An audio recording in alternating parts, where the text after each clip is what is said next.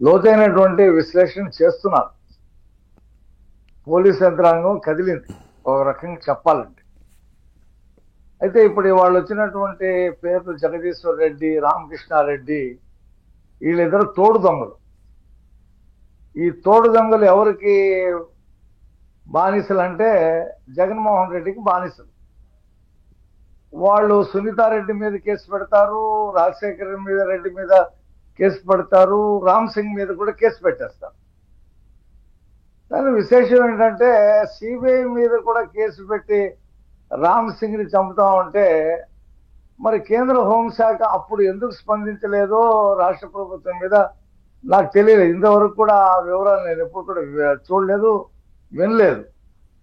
అంటే జగన్మోహన్ రెడ్డి ఏమైనా చేయగలడు ఈ దేశంలో అంటానికి ఈ సంఘటన రుజువు చేస్తూ ఉంది. ఇక్కడ పవన్ గారు మనం మాట్లాడుకోవాల్సిన అంశం ఏంటంటే ఈశ్వరయ్య అనేతను ఒక సిఐ అసలు కేసుని తప్పుదోవ పట్టించి దగ్గరుండి ఆ బ్లడ్, ఆ రక్త మడుగులన్నీ కూడా తుడిపించింది అతను. అతనికి ప్రమోషన్ ఇప్పించాడు. అంటే చంద్రబాబు నాయుడు గారి ప్రభుత్వం నువ్వు అక్కడ ప్రాథమికంగా నువ్వు చేయవలసినటువంటి దర్యాప్తు చేయలేదని సస్పెండ్ చేస్తే జగన్మోహన్ రెడ్డి ముఖ్యమంత్రి అయిన తర్వాత ఆ సస్పెండ్ ఎత్తివేసి అతని డిఎస్పీగా ప్రమోషన్ ఇచ్చాడు. ఇప్పుడు ఆయన ఎక్కడ డిఎస్పీగా ఉన్నాడో, రిటైర్డ్ అయిపోయాడో, విఆర్లో ఉన్నాడో, లేకపోతే ఫోర్స్లో ఉన్నాడో నాకు తెలియదు. ఆ వివరాలు ఏమీ రావట్లేదు. అది కూడా మన ఆంధ్రజ్యోతి వివరాలు తీసుకోవాలి. అయితే ఇక్కడ ఈ కేసు తిరగదోటం అంటే ఇది ప్రాథమిక మొదటి నుంచి కేసు స్టార్ట్ అవుతున్నట్టు లెక్క. వీళ్ళిద్దరు కలిసి జగన్మోహన్ రెడ్డి ఆదేశాల మేరకే కేసు పెట్టారు వాళ్ళ మీద. ఇప్పుడు సునీత దంపతులు ఇద్దరు జగన్మోహన్ రెడ్డి దగ్గరికి వెళ్ళి దీని మీద ఎంక్వైరీ చేయమని చెప్పేసి అడిగితే ఆయన ఏమన్నాడు, మనం గట్టిగా ఇచ్చేస్తే అవినాష్ రెడ్డి బీజేపీలోకి వెళ్తాడన్నాడు. వెళ్తే వెళ్ళినా ఉండి ఏమవుతుంది, బీజేపీలోకి వెళ్తాడని చెప్పి ఆమెను భయపెట్టాడు.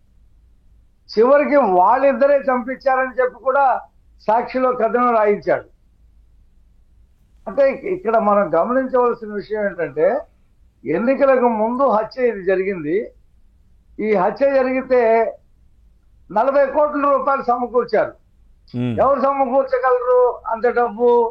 జగన్మోహన్ రెడ్డి, భారతీరెడ్డి తప్పితే అంత డబ్బు అవినాష్ రెడ్డిను, భాస్కర్ రెడ్డి సమకూర్చలేరు. అప్పుడు అవసరం ఎవరికి ఉంది? ఇప్పుడు అవినాష్ రెడ్డికి కావాల్సింది ticket, Kadapa Lok Sabha it is enough అతనికి.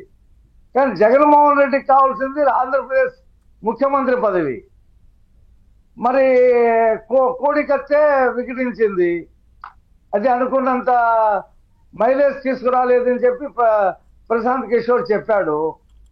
మరి ఇంకొకటి జరగాల, రాష్ట్ర వ్యాప్తంగా సంచలనం జరగాలంటే ఏం చేయాలా అనే దాంట్లో జరిగినటువంటి మర్డర్ ఇది అందరికీ తెలుసు. ఇది అప్పుడు ఉండేటువంటి లోటస్ ప్యాలెస్ నుండి వచ్చినటువంటి డైరెక్షన్ ప్రకారంగానే జరిగిందని. కానీ సిబిఐ ఏం చేసింది, జగన్మోహన్ రెడ్డి పిఏని, భారతీరెడ్డి పిఏని వరకే విచారణ చేసి ఆపేసి క్లోజ్ చేసామంటున్నారు మొన్న. ఇప్పుడు తెల్లవారుజామున 3ంటికి ఫోన్ వచ్చింది. అవును, ఫోన్ వస్తే అతను అప్పుడేదో స్ట్రాటజీ కమిటీ లేకపోతే మేనిఫెస్టో కమిటీలో ఉన్నారంట ప్రముఖులు. ఒక ఐఏఎస్ ఆఫీసరు, ఒక మాజీ మంత్రి, ఇంకో అతను ఒక ఆర్థిక నిపుణుడు. తెలుసు, పేర్లు అందరికి తెలుసు అనుకోండి. అజయ్ కల్లాము, రఘుమార్ రెడ్డి వెంకటేశ్వర్లు, ఇంకో అతను ఆయన పేరు ఏదో గుర్తు రావట్లేదు.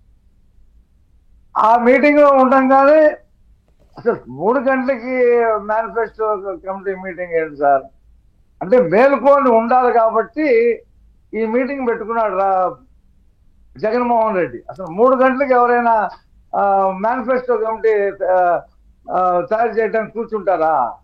ఎంత ఎర్లీ కూర్చున్నా 7ంటికి కూర్చుంటారు. ఫోన్ వచ్చింది, నేను వెళ్తున్నాను అన్నాడు. వెళ్ళాడు. వెళ్ళి కాసేపు ఉండి వచ్చిన తర్వాత YS Vivekananda Reddy no more అన్నాడు. సరే తెలిసింది కదా, తెలిసిన తర్వాత ఎవరైనా ఏం చేస్తారు, సొంత నాన్న తమ్ముడు చిన్నాన్న ఎత్తుకొని ఆడిచ్చినోడు, గుండెల మీద కూర్చోబెట్టుకున్నాడు, ఇలాగా చనిపోయాడు ఎంపీ అని ఎంపీ చెప్పి సీట్ ఇచ్చినోడు, హుటాహుటిగా బయలుదేరతాం. ఎంపీ సీట్ ఇచ్చినోరు ఆ, ఎంతో హుటాహుటిగా బయలుదేరి వెళ్ళిపోతారు అక్కడికి. అవును. కానీ ఈయన మాత్రం 4 గంటలకు బయలుదేరాడు. అది రోడ్డు మార్గాన 5ంటికి అక్కడ చేరాడు. తాపీగా వెళ్ళాడు. అంటే అక్కడ ఏమేమి జరుగుతున్నాయో ఆపరేషన్ అన్ని కూడా చక్కదిద్దుకొని ఆ బాక్స్ లో పెట్టిన తర్వాత అదే కుట్లన్నీ వేసి బాక్స్ పూలదండలు బాగా నింపేసి తల చుట్టూ గుండె మీద బాగా పూలు వేసేసి ఏమీ కనిపించకుండా పుట్టి ముఖం ఒకటే కనిపించేలాగా అన్ని ఏర్పాట్లు చేసిన తర్వాత బయలుదేరాడు. బయలుదేరి ఏం చేశాడు, అక్కడికి వెళ్ళి ప్రెస్ మీట్ పెట్టి అప్పటికే చంద్రబాబు నాయుడు గారు చంపించారని సాక్షులు రాయించేశాడు. అవన్నీ జరిగిపోయింది, సాక్షుల కథనాలు వచ్చేస్తూ ఉన్నాయి. అక్కడికి వెళ్ళి పూస గుచ్చినట్టు ఎలా చంపారు, ఎంతమంది చంపారు, గొడ్డలు ఎన్నిసార్లు తల మీదకు కొట్టారు, కమోట్లో పడిపోయి ఉంటే అక్కడి నుంచి ఎలా తీసుకొచ్చారు, రక్తం ఎలా, ఈయన చెప్పేశాడు. అప్పటి వరకు కడప ప్రజలకు కానీ రాష్ట్రంలో ఉన్న వాళ్ళకి కానీ ఇవన్నీ తెలియదు. జగన్మోహన్ రెడ్డి చెప్పిన తర్వాతే రైట్. తెలిసింది. Okay okay. అయితే ఆ తర్వాత సరే ఆ సిరీస్ అంతా